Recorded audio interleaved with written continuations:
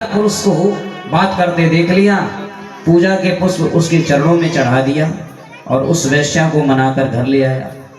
अपनी पत्नी को त्याग दिया, माता पिता को त्याग दिया, रिश्तेदारों को त्याग दिया, वैश्या को घर में रख लिया। जिजमानी बिगड़ गई, लोगों ने बुलाना बंद कर दिया। अब तो भूखा मरने लग गया, भूखा मरने लग गया, चोरी करने लग गया, डाका डालने लग गया, डाका डालने लग गया, मांस भक्षण करने लग गया, मदिरा का पान करने लग गया। जिस घर में कभी गंगा जल का तृणोदक का पान किया जाता था, उस घर में भैया शराब पी जाती है। जिस घर में कभी भगवान का प्रसाद पाया जाता था, उस घर में मांस का भक्षण किया जाता है। जिस घर में शंखों की धुनी और वेद मंत्रों की धुनी आती थी, उस घर से निरपराध मूक जीवों की चीखने की आवाज आती है। मांस भक्षण कभी नहीं करना चाहिए। मनुष्य को हमेशा शाकाहार रहना चाहिए। इतने अच्छे अच्छे पदार्थ हैं खाने के लिए, पता नहीं आजकल का आदमी खाता क्या क्या। ब्रह्म पुराण में लिखा है, जो आदमी शाकाहार रहता है जीवन पर्यंत, कभी मांस भक्षण नहीं करता है, उसे कौन सा फल मिलता है? तो लिखा है, ये चा मांस न खादन्ते सत्य शौच समन्विताः ते पियान्त सुखेनैव धर्म राजपुरम नराः। जो हमेशा शाकाहारी रहता है, कभी मांस भक्षण नहीं करता है, सत्य बोलता है और शुद्धता के साथ में रहता है और सत्संग करता है, जो ऐसा जीवन जीता है, तो ते पियान्त सुखेनैव, उसे मृत्यु लोक में सुख तो मिलता ही मिलता है, और जब मर जाता है तो धर्म राजपुरम नराः, उस व्यक्ति को धर्मराज की पुरी में सुख पूर्वक निवास करने को फल मिलता है। यहां तक लिखा है, ब्रह्मा जी कह रहे हैं, गो सहस्त्रम तुयोदद्यात् यस्तु मांस न भक्षयेत् समावेतो पुरा प्राह ब्रह्म वेद विदांबरा। ये ब्रह्मा जी कहते हैं, जो कभी मांस नहीं खाता है, हमेशा शाकाहारी रहता है, कभी मांस भक्षण नहीं करता है, तो गो सहस्त्रम तुयोदद्यात्, मरने के बाद में उसको 1000 गौ दान करने का पुण्य मिलता है। ये ब्रह्म पुराण का श्लोक है। 1000 गौ दान करने का पुण्य मिलता है जो कभी मांस नहीं खाता। हाँ,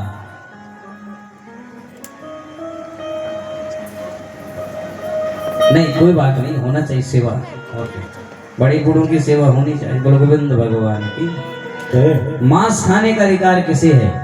तो बताया, जो जीभ से पानी पीते हैं वो मांसाहारी, और जो होंठ से पानी पीते हैं वो शाकाहारी होते हैं। सियार जीभ से पानी पीता है, सियार को मांस खाने का अधिकार है। शेर जीभ से पानी पीता है, शेर को अधिकार है। बिल्ली जीभ से पानी पीती है, बिल्ली को मांस खाने का अधिकार है। कुत्ता जीभ से पीता है, कुत्ते को मांस खाने का अधिकार है। अब होंठ से पानी पीने वाले शाकाहारी होते। भैंस होंठ से पानी पीती है, भैंस के सामने मांस डालोगे नहीं खाएगी। बकरी होंठ से पानी पीती है, बकरी के सामने मांस डालोगे नहीं खाएगी। गाय होंठ से पानी पीती है, गाय के सामने मांस डालोगे नहीं खाएगी। अब ये नहीं समझ में आता, ये आदमी कहां से पानी पीता है भाई? आदमी कहां से पानी पीता है? अगर आदमी थाली में पानी भर के और दोनों हाथ पैरों से बैठ करके कुत्ता बिल्ली की तरह और जीभ लगाकर पानी पिए, तब तो ठीक है भैया, करो अनाधिकार चेष्टा। और जब होंठ से ही पानी पीते हो, तो फिर अनाधिकार चेष्टा क्यों करते हो? क्यों खाते हो जीभ को काट करके? क्या मिलता है? अपने गर्दन में सुई चुभा करके देखो, कितना दर्द होता है, कष्ट होता है। और बेचारे उस मूक प्राणी की गर्दन काटी जाती है, उसे कितना दर्द होता हो। हर चीज का हिसाब है, हर चीज का हिसाब। क्या क्या किया है तू जना, वहाँ सब हिसाब है। क्या क्या किया है तू जना, वहाँ सब हिसाब है। क्या क्या किया है तू जना,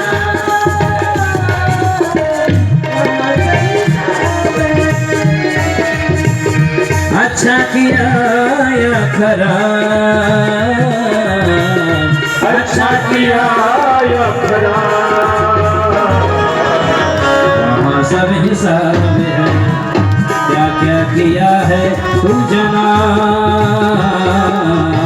वहाँ सब हिसाब है।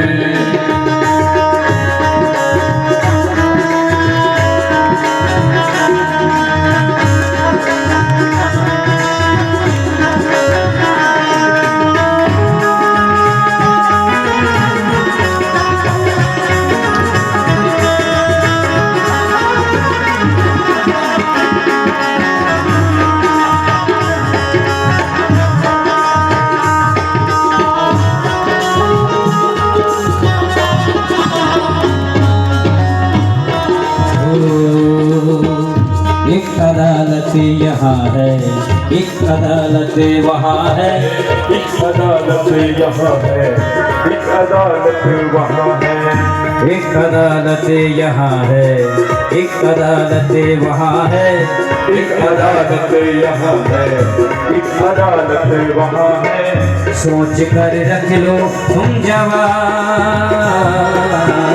वहाँ सब हिसाब है। सोच कर रख लो तुम जवान,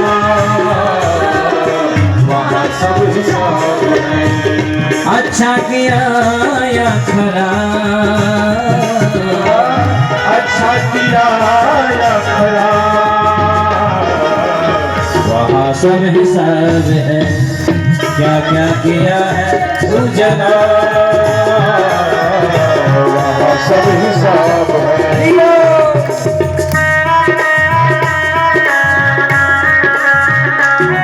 ताली बजाए सभी लोग।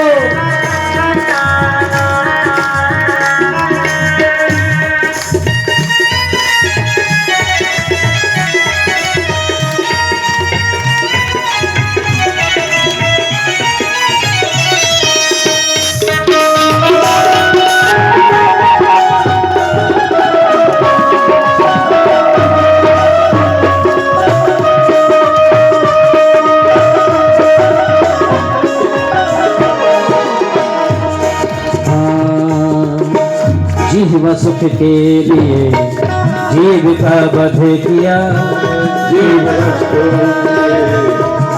का वध किया, जीव सुख के लिए जीव का वध किया, जीव सुख के लिए जीव किया।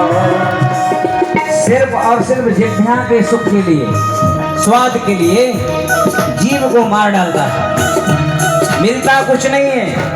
कहता है कि मांस खाने से एनर्जी मिलती है, ताकत मिलती है। 100 ग्राम घी पचाने की ताकत नहीं है। 100 ग्राम घी पचा के दिखाओ, किसी ज्यादा ताकत है क्या?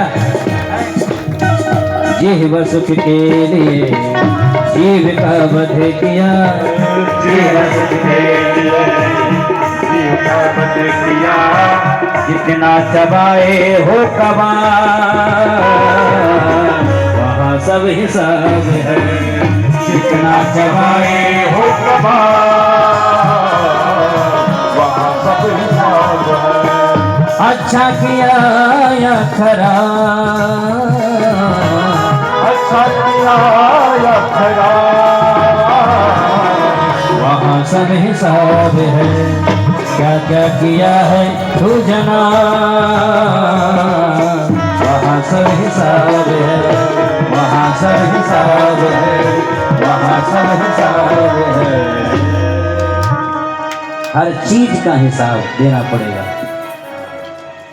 उसकी दृष्टि सब पर है। वो 1000 नेत्र वाला है, 1000 कान वाला है, 1000 हाथ वाला है।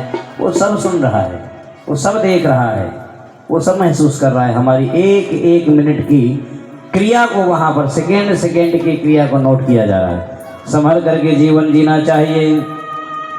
अजामिल कि यहाँ पर कुछ संत आए और संतों को देख करके संत दरस जम पातक टरई, संत के दर्शन मात्र से पाप नष्ट हो जाते हैं। तो कुछ पापों का बोझा हल्का हुआ, पश्चाताप होने लग गया, अरे ब्राह्मण होकर के मैं गलत मार्ग में चला गया। निवेदन किया मेरा कल्याण कैसे होगा महाराज। संतों ने कहा अपने होने वाले पुत्र का नाम नारायण रख देना। और बस अपने पुत्र का नाम नारायण रख दिया और उसी का नाम लेकर नारायण इधर आओ, नारायण उधर चलो, नारायण इधर चलते हैं, नारायण पानी लाओ, आओ नारायण भोजन करते हैं।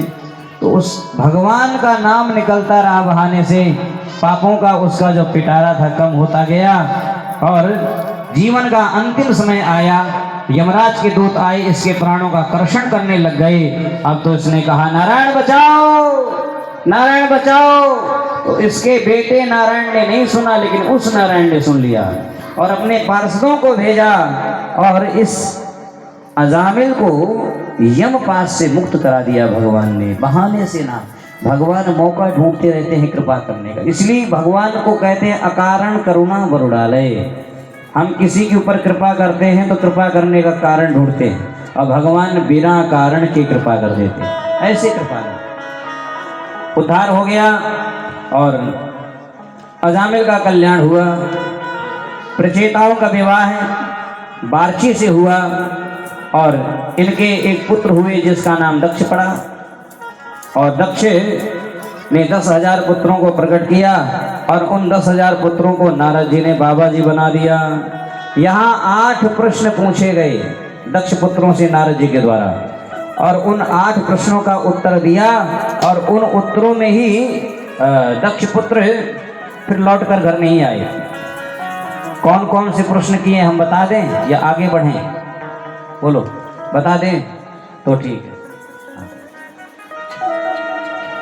अदष्ट्वान्तं भुवो यूयं बालिसहवत बालिका तथैव पुरुषं राष्ट्रं बिलं च अदृष्टं निर्गमं बहुरूपां स्त्रियां पामुंसं पुंसलिं पतिं नदीमुभयतो वाहं गृहं पंचाद्भुतं कुवचित्रचित्रकथं हंसं क्षौरपप्पि स्वयं भूमिं। ये प्रश्न है। सबसे पहला प्रश्न है अदृष्टवान्तं भुवो यूयं बालिसहवत बालिका। ऐसी भूमि का नाम बताओ जिस भूमि का कोई अंत नहीं है। अब बताइए कौन सी भूमि है वो? जानते हो तो ऐसे करो, नहीं जानते तो ऐसे। उस भूमि का नाम क्या है जिसका कोई अंत नहीं? तो बताया उस भूमि का नाम है जीव, जीवात्मा। ये भगवान का अंश है, ईश्वर अंश जीव अविनाशी। जीव ऐसी भूमि है जिसका कोई अंत नहीं है, क्योंकि भगवान का अंश है ये। तथैक पुरुषम राष्ट्रम, ऐसे राष्ट्र का नाम बताओ जहां एक ही पुरुष रहता है। वह कौन सा राष्ट्र है जहां एक ही पुरुष रहता है? तो बताया उस राष्ट्र का नाम है मानव शरीर और पुरुष का नाम है आत्मा। मानव शरीर रूपी राष्ट्र में आत्मा एक ही पुरुष रहता है। 2-4 आत्मा रहती है क्या? एक ही आत्मा। बिलमचा अदृष्टम निर्गमम, ऐसे बिल का नाम बताओ जिसमें जाने का मार्ग है लेकिन लौटने का नहीं। तो बताया वो है भगवान का धाम। जब भगवान के धाम में चला जाता है जीव तो पुनरपि जननम पुनरपि मरणम पुनरपि जननी जठने शयनम, जन्म और मृत्यु से मुक्त हो जाता है, मोक्ष हो जाता है, फिर नहीं आता दोबारा। नदी मुबैतो वाहम,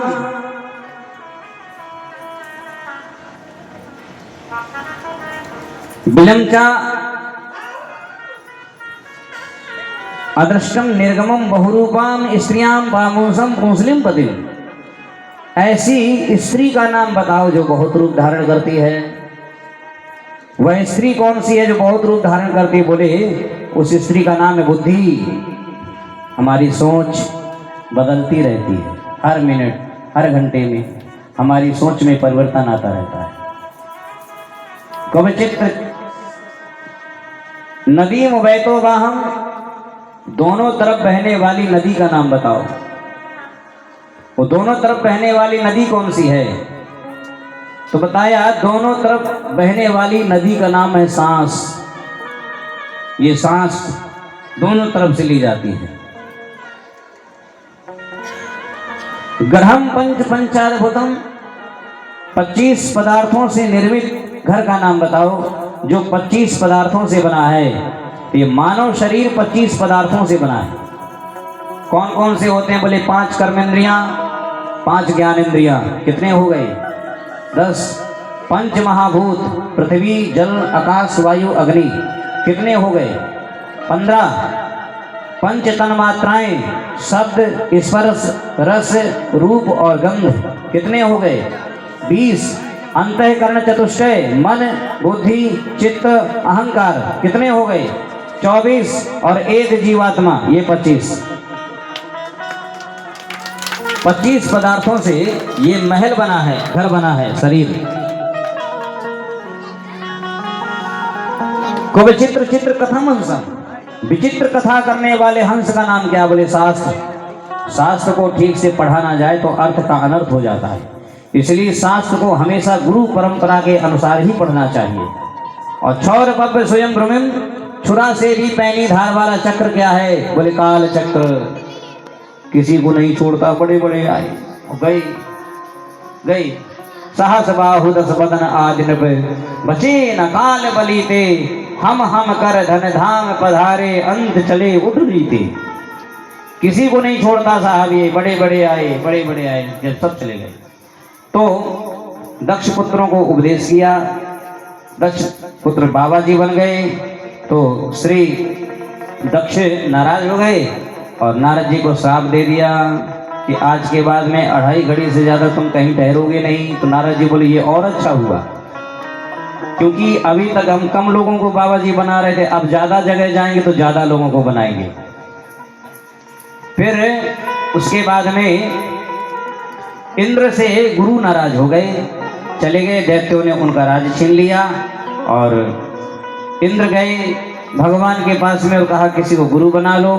तो देवराज इंद्र जो विश्वरूप है, तुष्टा के पुत्र हैं, उनको गुरु बना लिया, नारायण कवच का उपदेश लिया और उसके प्रभाव से दैत्यों पर विजय प्राप्त हुई। विश्वरूप चुपचाप से आहुति दैत्यों के लिए भी डाल देते, क्योंकि दैत्य इनके मामा लगते थे। देवराज इंद्र ने बहुत बार समझाया, नहीं माने तो इनका सिर काट दिया, वध कर दिया इनका। इंद्र को ब्रह्म हत्या लग गई, 4 जगह उसको बांटा गया, 1/4 भाग पृथ्वी को दिया, 1/4 भाग वृक्षों को दिया, 1/4 भाग माताओं को दिया और 1/4 भाग जल को दिया। जल को वरदान दिया, जब तक बहते रहोगे आप गंदे नहीं होगे। जल में जो काई होती है ना, काई और झाग, ये ब्रह्म हत्या है। जल में कभी भी डुबकी लगाना चाहिए तो काई को और झाग को हटा करके लगाना चाहिए। वृक्षों को वरदान दिया, कोई एक डाली काट देगा दूसरी डाली आ जाएगी। वृक्षों में जो गोंद होता है ये ब्रह्म हत्या है। गोंद में गुण बहुत होते हैं, गोंद के लड्डू खाते हैं लोग, तो ये ब्रह्म हत्या है। गुण होते हैं लेकिन ब्रह्म हत्या है, गोंद नहीं खाना चाहिए, नहीं खाना चाहिए। पृथ्वी को वरदान दिया, कोई गड्ढा करेगा अपने आप भर जाएगा। पृथ्वी में जो ऊसर भूमि होती है, जहाँ कोई फसल नहीं होती, हरियाली नहीं होती है, वो ब्रह्म हत्या है। और माताओं को वरदान दिया, संतान की उत्पत्ति में ये तुम्हारी सहायता करेगी, विशेष धर्म के रूप में दर्शन होते हैं, ये ब्रह्म हत्या। उसके बाद में तुष्टा ने विचार किया, मैं ऐसे पुत्र को जन्म दूंगा, प्रकट करूंगा जो देवराज इंद्र को मारेगा। हवन किया, हवन में मंत्र पढ़ रहे थे, इंद्र शत्रु विवर्धस्व, इंद्र को मारने वाला पुत्र प्रकट हो। लेकिन क्रोध में मंत्र जप रहे थे। ध्यान देना, कभी भी मंत्र का जाप आवेश में नहीं करना चाहिए। क्रोध में कभी मंत्र नहीं जपा जाता है। जो आवेश में, क्रोध में और जल्दी में मंत्र का जाप करते हैं तो उससे कोई ना कोई गलती जरूर हो जाएगी उच्चारण में।